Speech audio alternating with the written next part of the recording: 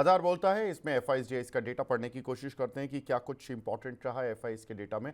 तो एफआईज जम के खरीदारी करके ले गए हैं। 7400 करोड़ की बाइंग एफआईज की तरफ से देखने के लिए मिली, 7470 करोड़ की, और वहीं डीआईज की तरफ से 3200 करोड़ की सेलिंग।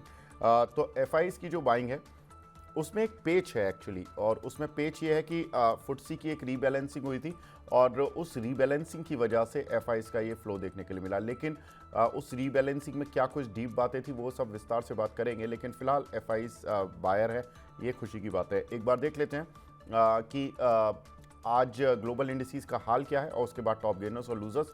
तो ग्लोबल इंडिसेस पर देखें तो डाउ फ्लैट बंद हुआ, लेकिन शंघाई, हैंसेंग, निकाई और कोस्पी सभी जगह पर लाल निशान बना हुआ है। हालांकि लाल निशान कोई डीप नहीं है, फ्लैटिश टू नेगेटिव कह सकते हैं हम, ये सारे मार्केट चल रहे हैं। एक बार देख लेते हैं आज के टॉप गेनर्स और लूजर्स। तो टॉप गेनर्स में जो शेयर आज धमाके कर रहे हैं उनमें फिनोलेक्स पाइप करीब 11% ऊपर है, रेल टेल में करीब 9%, आईएफएल कैपिटल में 9%, जेंटेक में 9%, पावर मैक में करीब 9% का उछाल देखने के लिए मिल रहा है। एक बार देख लेते हैं कि कौन से शेयर हैं जो कि आज के बढ़े हुए बाजार में भी कमज़ोर हो रखे हैं।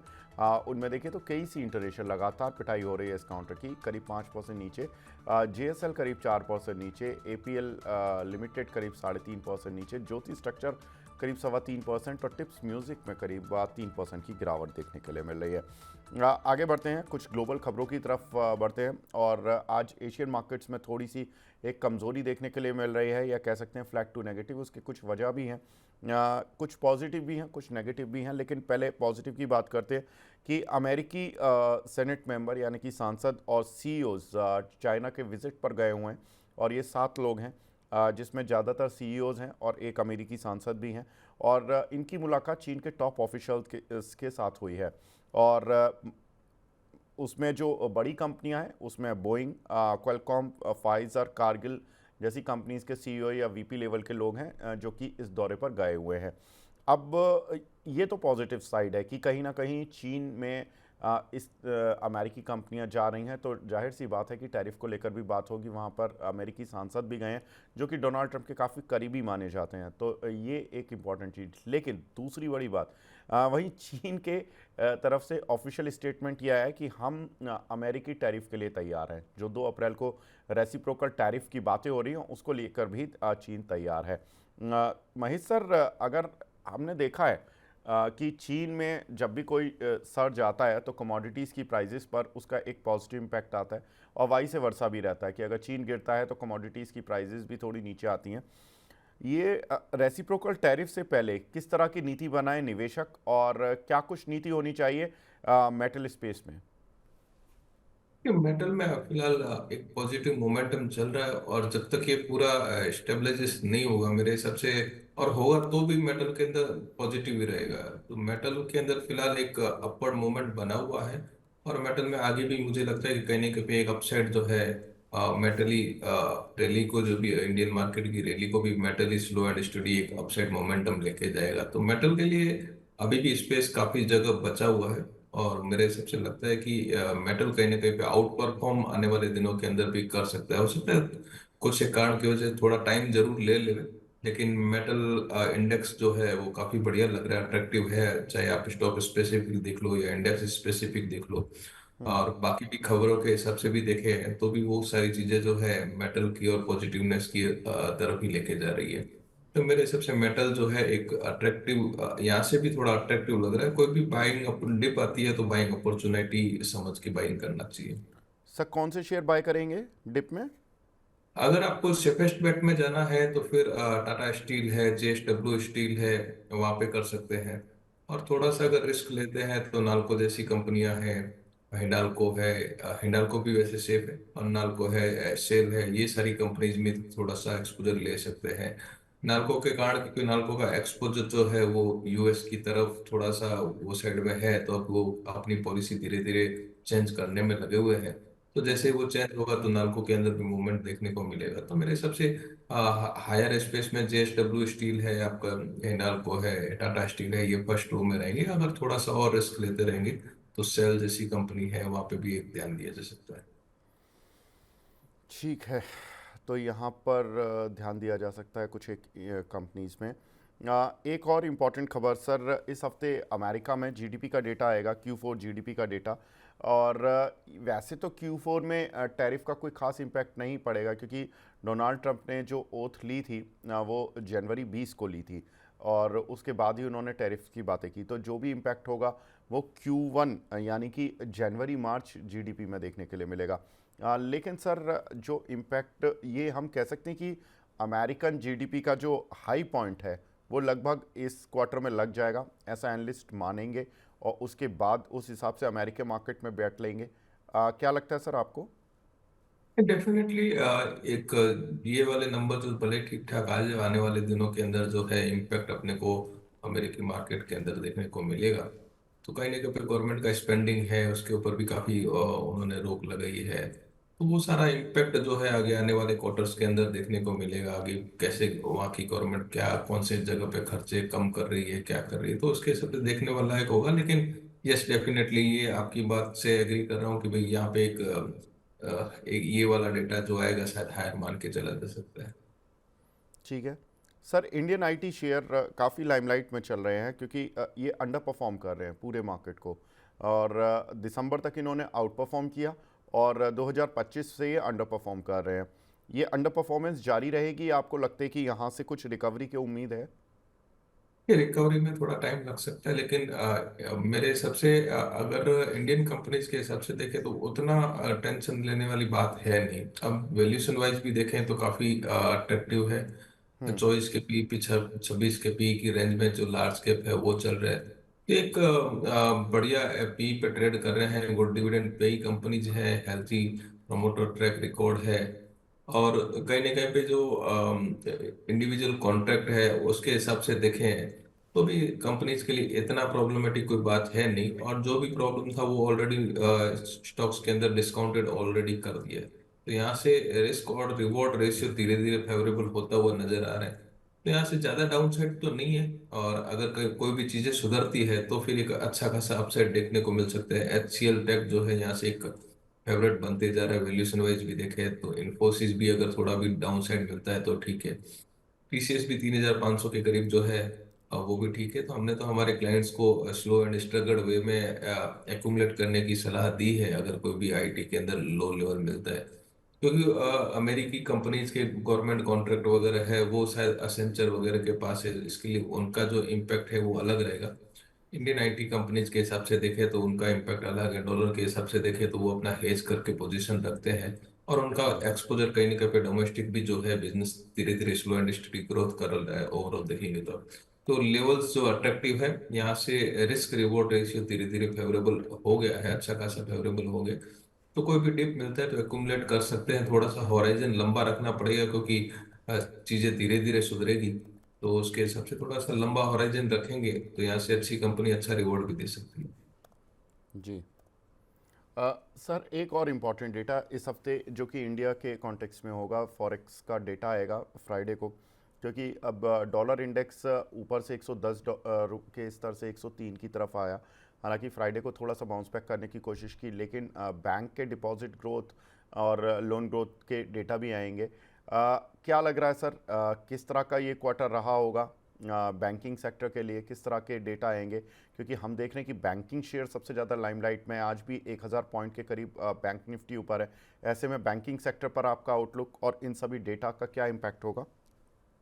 डेफिनेटली बैंकिंग के लिए आरबीआई ने काफी बढ़िया स्टेप उठाए हैं। शायद अपनी पहले भी बात हुई थी, अपन ने वही डिस्कस किया था कि रेट कट है या फिर इधर लिक्विडिटी के लिए सिस्टम के अंदर है। तो जो भी आरबीआई ने स्टेप्स लिए हैं वो बैंकिंग और एनबीएफसी को बूस्ट करने के लिए थे। तो वो अब धीरे धीरे वो चीजें जो है अपने को मार्केट के अंदर भी दिखाई दे रही है और आने वाले क्वार्टर्स के अंदर बैंकिंग के नंबर्स के अंदर भी दिखाई दे रही है।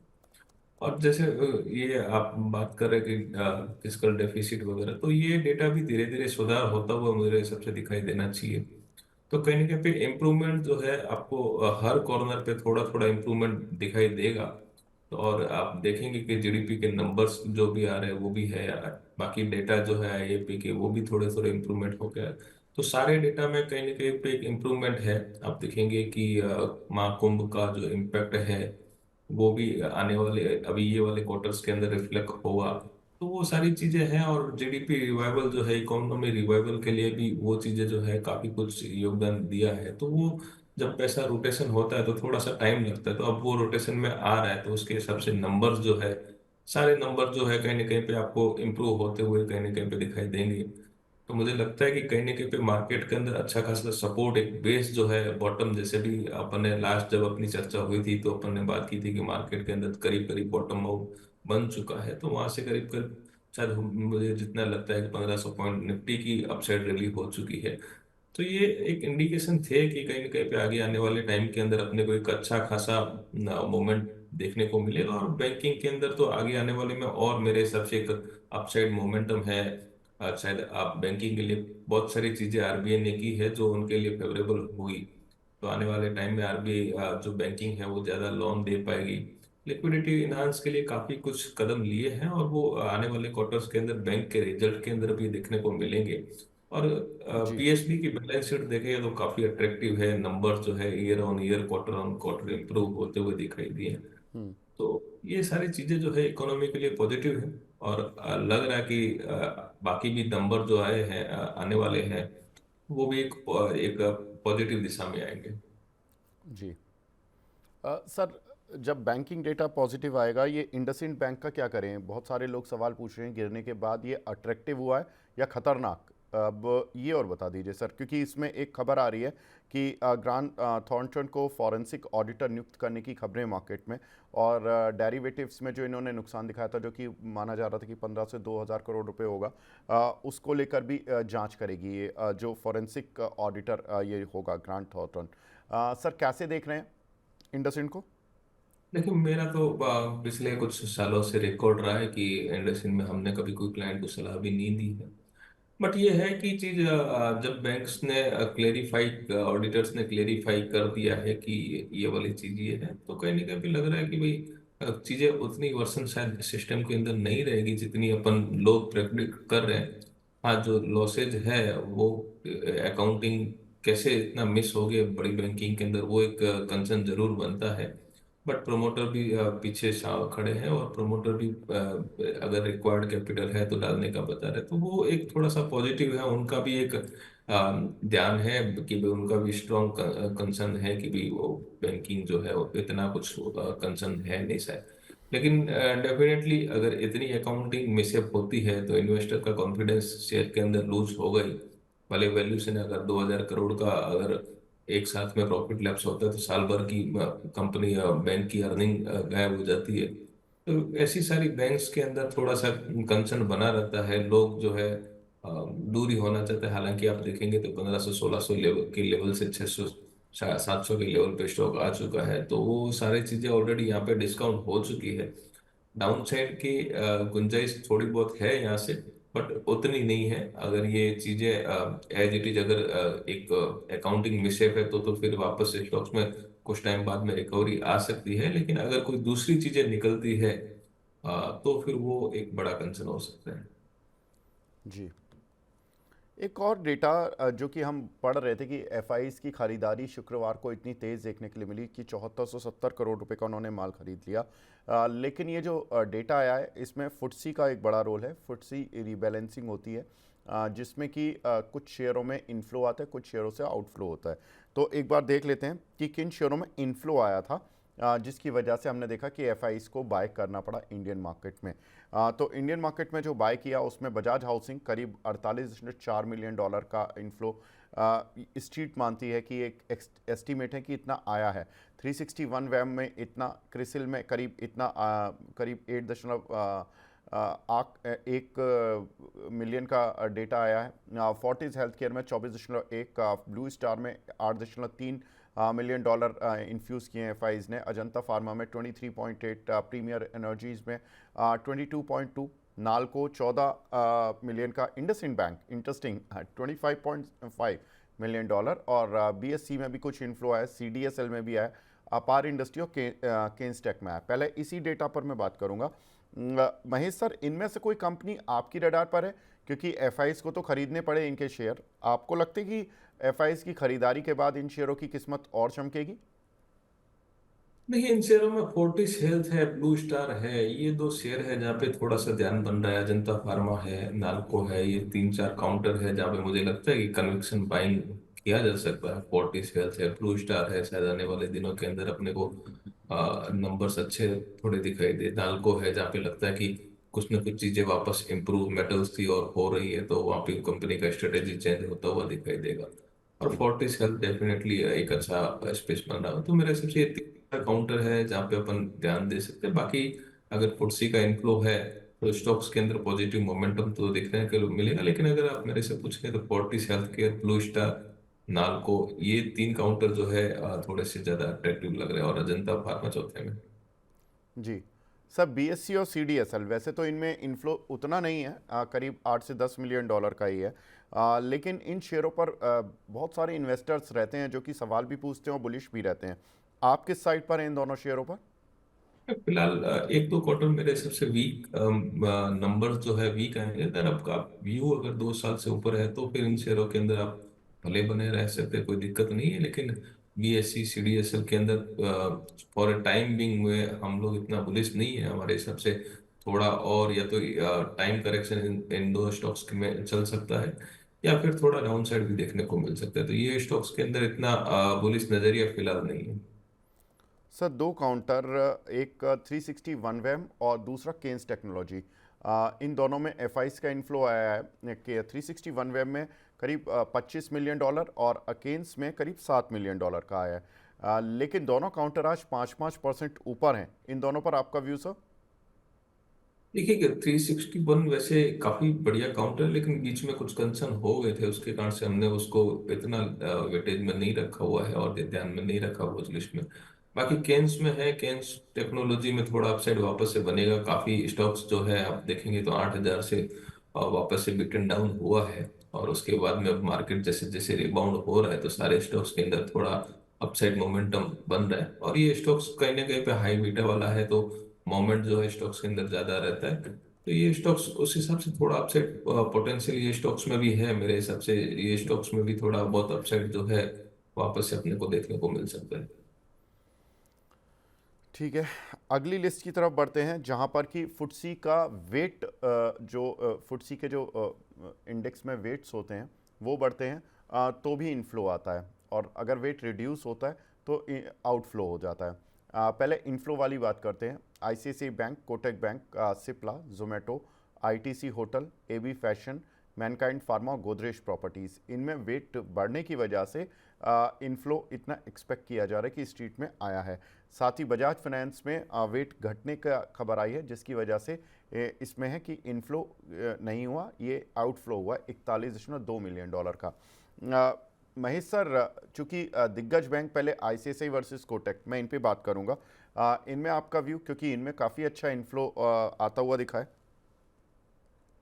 देखिए, हम तो पहले से ही प्राइवेट बैंकिंग में बुलिश रहे हैं। इवन आईसीआईसीआई को हमने 1210 के लेवल पे क्लाइंट को बाइंग करवाया है। कोटक है तो कोटक को भी रिसेंटली बाइंग करवाया। और सिप्ला है तो सिप्ला भी ठीक ठाक काउंटर है, वहाँ पे बीच बीच में थोड़ा बहुत बाइंग करवाते रहते हैं। तो मैं बैंकिंग के अंदर आरबीआई की पॉलिसी के बाद में जो जैसे जैसे आरबीआई ने स्टेप्स लिए थे उसके बाद में हमारा व्यू जो है बैंकिंग के ऊपर काफी पुलिस हो चुका था। तो ये बैंक्स हैं यहाँ पे एक अगर आपका थोड़ा सा नजरिया 2 क्वार्टर से 6 से 9 महीने का रहेगा तो ये बैंक्स जो है अभी भी यहाँ से आउट परफॉर्म करेंगे। इवन देखेंगे स्पेस में आईसीआईसीआई बैंक जो है सबसे स्ट्रॉन्ग ये स्पेस में लग रहा है। मुझे लगता है कि आईसीआईसीआई के अंदर 1,500 का लेवल जो है शायद हो सकता है कि 3 महीने के अंदर देखने को मिल जाए। कोटक में एक अच्छा खासा मूवमेंट आया है और ये काफी टाइम के बाद में आया है। जो इनकी टेक्नोलॉजी का इश्यू था, शायद अपन ने 1650 के करीब करीब एक बार बात किया था। उसके बाद में टेक्नोलॉजी में काफी सुधार हुआ है, मैनेजमेंट में भी थोड़े बहुत बदलाव हुए हैं। तो ये कोटक बैंक भी अब वहां से एक अट्रैक्टिव जोन में आ चुका है। तो ये दो बैंक्स हैं, ये काफी अट्रैक्टिव लग रहे हैं। और देखेंगे 2008 के अंदर आईसीआईसीआई बैंक के अंदर भी कुछ ना कुछ रीजन हुए थे। उसके बाद में से जैसे जैसे बैंकिंग का एक काम करने का तरीका था जो था वो काफी बढ़िया हो गया। तो वहाँ पे उन्होंने सीख ली। और अब जैसे कुछ भी ऐसे आते हैं नजरिए या ऐसे इकोनॉमी के अंदर कंसर्न आते हैं तो उनकी पोजीशन काफी साउंड रहती है। तो आईसीसी बैंक यहाँ पे प्रीफर्ड है, और कोटक भी कहीं ना कहीं पे सुधार होता हुआ दिखाई दे रहा है। तो कोटक के अंदर भी एक छोटा, ज्यादा तो अपसाइड नहीं दिखता है, लेकिन कोटक के अंदर भी थोड़ा बहुत अपसाइड अपने को देखने को मिल सकता है। हम्म, फिर गोदरेज प्रॉपर्टी की बात करें तो ये एक काउंटर है जहाँ पे एक थोड़ा सा और अट्रैक्टिव अपने को लग रहा है कि गोदरेज प्रॉपर्टी जो है यहाँ से भी एक अट्रैक्टिव लेवल जो है अपने को देखने को मिल सकता है। जी। और सर मैनकाइंड फार्मा, इस पे कोई व्यू आपका? नहीं, ये हमारे वॉच लिस्ट में नहीं है उतना, लेकिन स्टॉक्स अगर आप कोई लॉन्ग टर्म के हिसाब से रख रहे हैं तो वहाँ पे कोई प्रॉब्लम नहीं है, थोड़ा बहुत अपसाइड यहाँ पे देखने को मिलेगा, लेकिन ये हमारे ट्रैक में नहीं है। जी। सर एक और खबर जो कि इम्पॉर्टेंट है, आज सेबी की बोर्ड बैठक होने जा रही है और उसमें माना जा रहा है कि जो एफपीआईज के लिए डिस्क्लोज़र की लिमिट थी वो 25,000 करोड़ से बढ़ाकर 50,000 करोड़ कर दी जाएगी। अब ये डिस्क्लोज़र लिमिट क्या थी? जिन भी एफआईज का जो या तो एयूएम 25,000 करोड़ हो या किसी कंपनी में उनका 50% से ज़्यादा एक्सपोजर हो उनके एयूएम का, तो उनको बहुत ज़्यादा डीप में जाकर डिस्क्लोज़र देने थे। अब सेबी ये नियम चेंज करने जा रहा है और इसमें डिस्क्लोज़र के नियम 50,000 करोड़ पर होंगे।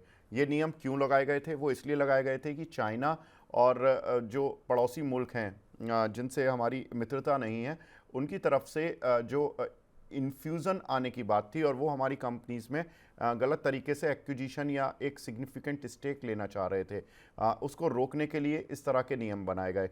अब माना ये जा रहा है कि सेबी का पक्ष ये है कि जिस तरह से हमने देखा है कि मार्केट में तेज़ी आई है और कंपनीज़ की वैल्यू डबल और ट्रिपल हो चुकी है पिछले 2-3 सालों में, उसकी वजह से अब इस नियम में डिस्क्लोज़र नॉर्म्स को थोड़ा सा सॉफ्ट करने की ज़रूरत है, बढ़ाने की ज़रूरत है। महेश सर कैसे देख रहे हैं? नहीं, डेफिनेटली ये इम्प्रूवमेंट हो सकता है। और आप देखेंगे कि जैसे ही नया अपॉइंटमेंट हुआ है सेबी चीफ का, तो उनका नजरिया जो है, उनके स्टेटमेंट जो है, कहीं ना कहीं पे पीआई आरएफआई के लिए एक पॉजिटिव इंडिकेशन दे रहे हैं। और वो लग रहा है कि कहीं ना कहीं पे कुछ स्टेप्स, शायद ये स्टेप ले ना ले, लेकिन कुछ स्टेप्स पॉजिटिवनेस की तरफ से ले सकते हैं, और वो कहीं ना कहीं पे मार्केट के अंदर एक पॉजिटिव इम्पैक्ट भी डाल सकते हैं। तो मुझे लगता है कि कहीं ना कहीं ये लिमिट बढ़ा सकते हैं, और एक कंसर्न जो पहले था वो कंसर्न अब नहीं है, क्योंकि काफी शेयर्स की मार्केट कैप जो है काफी कुछ इम्प्रूव हो चुकी है। तो वो कंसर्न अब, जो पहले वाला कंसर्न था वो अब वो दिखाई नहीं दे रहा है। और वो टाइम पे चाइना इंडिया के रिलेशन जो थे वो भी इतने अच्छे नहीं थे। फिलहाल रिलेशन जो है उतने खराब नहीं है, एक स्टेबलाइजेशन की और भी है। तो मेरे हिसाब से अब ये स्टेप जो है वो बढ़ा लिया जा सकता है। ठीक है। महेश सर कोई काउंटर जो आपकी रडार पर हो? नहीं, फिलहाल बैंकिंग में ही ध्यान है, और बैंकिंग अगर किसने लिया हुआ है तो होल्ड कर सकते हैं। अब एक यूनियन बैंक है, वहां पे एक ध्यान रख रहे हैं, पीएनबी है जहाँ पे ध्यान रख रहे हैं। काफी सारे काउंटर ऑलरेडी अप हो चुके हैं, अगर जो है वहां से उसको होल्ड कर सकते हैं। बाकी बैंकिंग जो है प्रीफर्ड है। और कहीं ना कहीं पे अब यहाँ से फार्मा भी है जहाँ पे अपन ध्यान रख सकते हैं। फार्मा में गिने चुने काउंटर है, कोई भी डिप आता है तो वापस से वहां पे बाइंग किया जा सकता है। ठीक है।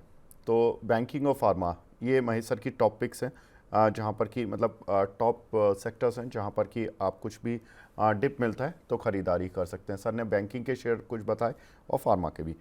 महेश सर बहुत बहुत शुक्रिया हमसे जुड़ने के लिए और अपना प्रीशियस टाइम देने के लिए। Thank you sir. अब हमारे साथ दूसरे खास मेहमान जुड़ चुके हैं जिनका दर्शकों को काफ़ी समय से इंतजार रहता है। अंशुल जैन जी जुड़ चुके हैं। अंशुल जी गुड मॉर्निंग। तो नमस्कार नमस्कार आपके सभी दर्शकों को। नमस्कार सर। सर क्या कर रहे हो अभी? अंशुल जी, ये जो फ्राइडे बात हुई थी उसके बाद ये मार्केट ने आज बड़ा तेज बाउंस बैक दिया है। एशियन मार्केट सब रेड में है, मतलब इतना कोई खास गिरे हुए नहीं है लेकिन फ्लैट टू नेगेटिव है। कोई खास मोमेंटम या कोई लेवल टूट गए हैं क्या हमारे यहाँ पर? गैप अप खुले ऐसा जो रेजिस्टेंस जोन थी निफ्टी तो उसके ऊपर जाके क्लोज की थी, बैंक निफ्टी उसके आसपास आगे क्लोज की थी और आज गैप अप मिला है। 50,600 का जो टारगेट था हमारा, ये कंप्लीट करने के बाद 50,641 का टारगेट था, ऑलमोस्ट जस्ट उसके नीचे आगे क्लोज किया था तोड़ने के बाद। और आज बैंक निफ्टी उसके ऊपर गैप अप खुली है, तो टारगेट 51,979 का बन रहा है, जो प्रोबेबली आजकल के सेशन में टेस्ट हो जाना चाहिए। अब ओवर स्ट्रेस्ड है मार्केट, 47,800 से नॉन स्टॉप 51,800 आ चुका है। ओवर टेस्ट है, लेकिन अभी मोमेंटम बना हुआ है और मेरा कॉन्फिडेंस अभी भी हाई है कि हम ऊपर की तरफ ज्यादा जाते हुए दिखेंगे। उसकी वजह सिंपली है कि इंडेक्स एफआईआई की अभी देखें तो शॉर्ट कवरिंग पूरी तरीके से खत्म नहीं हुई है, अभी भी शॉर्ट पोजीशंस हैं बाजार में। 96,715 कॉन्ट्रैक्ट फ्यूचर्स पे शॉर्ट है और नेट बेसिस पे देखें तो 63,805 कॉन्ट्रैक्ट शॉर्ट है। तो अभी जब तक ये डेटा न्यूट्रल नहीं आता है तब तक मैं मान के चलूंगा कि बाजार में शॉर्ट कवरिंग बनी रहेगी। अच्छा, लेकिन सर आपने फ्राइडे को जब हमारी बात हुई थी तो आपने कहा था कि थोड़ा सा नेक्स्ट वीक जो होगा वो वीक ऑफ कंसोलिडेशन होगा, और जिसमें आपने 23,200 23,050 के भी लेवल्स दिए थे। क्या वो लेवल दिखेंगे हमें, कोई प्रोबेबिलिटी है, या ये ऊपर की साइड पर निकल गया मार्केट तो अब ऊपर ही रहेगा? सर हम एक्सपेक्ट कर रहे थे कि मार्केट 3 से 4 दिन साइडवेज रहेगा और हम्म। अगर मूव आनी भी है तो थर्सडे को आएगी। मैं मंडे को एक्सपेक्ट नहीं कर रहा था फ्रैंकली स्पीकिंग, लेकिन हम्म। सुबह सुबह जब बैंक निफ्टी ने गैप अप ओपनिंग रेजिस्टेंस के ऊपर दिया और जब वीवैप पे सपोर्ट लेना स्टार्ट किया तो 51,110 पे हमने अपने क्लाइंट्स को बाई रिकमेंड किया था स्पॉट बैंक निफ्टी। वहां से हम 600 पॉइंट ऑलरेडी ऊपर है। Hmm. Frankly speaking static data Saturday तक मैं एक्सपेक्ट नहीं कर रहा था। मेरे हिसाब से 5 अपडेट्स हो चुके थे तो 3 से 4 दिन की कंसोलिडेशन एक्सपेक्टेड थी और कंसोलिडेशन के बाद फ्रेश अप मूव एक्सपेक्टेड थी। मैं अप मूव एक्सपेक्ट कर रहा था, लेकिन थर्सडे या नेक्स्ट वीक में एक्सपेक्ट कर रहा था। मंडे आ जाएगी, ये मेरी एक्सपेक्टेशन के अगेंस्ट है। बट हम बहाव वाले ट्रेडर हैं, अगर बहाव जिस साइड जा रहा है उस साइड अपने ईगो को पाले रखने से अच्छा है कि मार्केट अगर आपको गलत प्रूव कर रहा है और आपको बढ़िया लॉन्ग ट्रेंड मिल रहा है, अपने ईगो को किनारे रखिए, डोनाल्ड ट्रंप बनिए, तुरंत अपनी बात से मुकर जाइए और जिस मोमेंटम में पैसा बन रहा है मोमेंटम में पैसा कमाइए। अल्टीमेटली बैंक अकाउंट ये पूछ के नहीं आता है कि सही व्यू से आया कि गलत व्यू से आया, अगर आया है तो वो जमा कर लेता है। बिल्कुल, लेकिन आज चलिए, फिलहाल पॉजिटिव व्यू है अंशुल जी का, और अंशुल जी को लग रहा है कि जो अंशुल जी ने दो चीज़ें बोली थी उस दिन, जो मेरी बात हुई थी, कि एक कि थोड़ा सा कंसोलिडेशन रह सकता है, लेकिन उन्होंने जो दूसरी बात भी बोली थी वो ये थी कि एफआईज की शॉर्ट कवरिंग बहुत इंपॉर्टेंट होगी, और वो लग रहा है कि आज शॉर्ट कवरिंग के तौर पर दिखा है। और इसी वजह से हमने एक ये जो व्यू लिया था कि भाई 23,050 या 23,200 तक आ सकता है, यहाँ पर हमें थोड़ा सा व्यू को रिव्यू करना पड़ेगा।